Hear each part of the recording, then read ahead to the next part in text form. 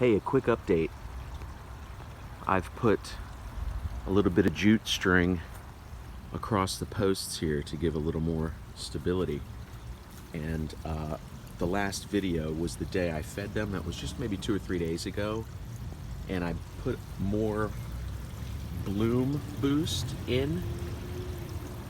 I guess the middle number, was a little bit higher. And they really popped some flowers out. So now I got to figure out if it's gonna,